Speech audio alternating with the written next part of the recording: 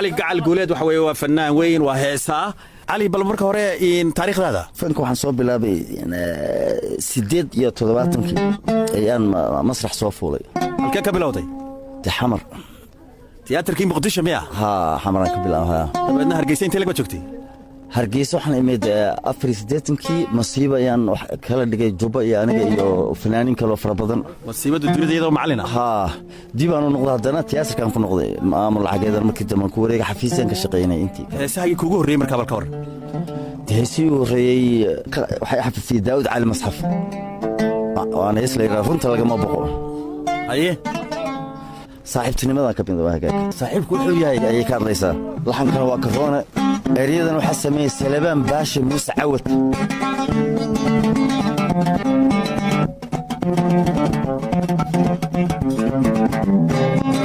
saaxiibnimadu waa mudan aan geyn sixeleed ku safaysan maamuus salka ay ku joogtay sugan yahay kalsoonidu baadi soo qadarinta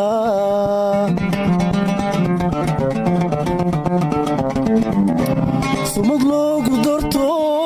silma seegta dowdhaaf samaheedu maahe sinjigeedu sharafku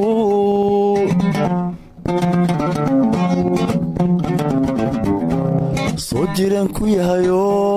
daacaddu sax iyo maalsani ugu arooraa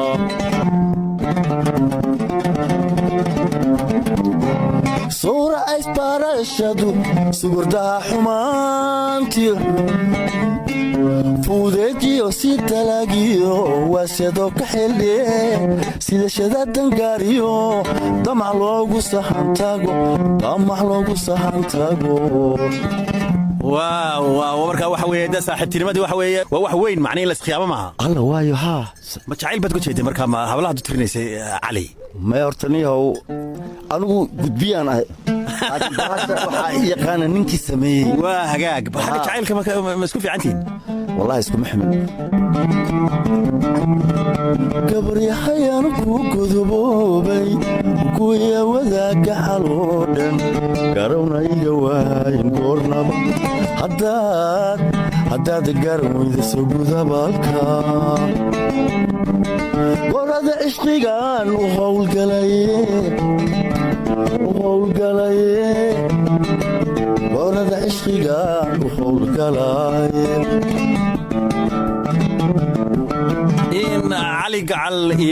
kama kamid garaacdaa ha waan garaacaa heesihii hore ayaan ka adigoo qaadayo dadku aad iyo aad gaar ahaan maxamed axmed hees la yidhahdo sow alla deekaas waa professor ya gaari karaya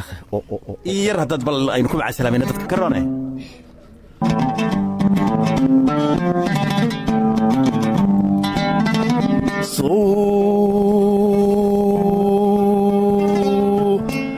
iguma beeraba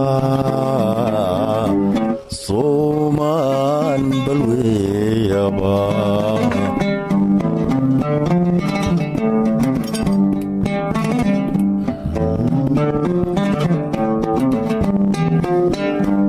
suwayga baydhe barbarkayga kuma wadin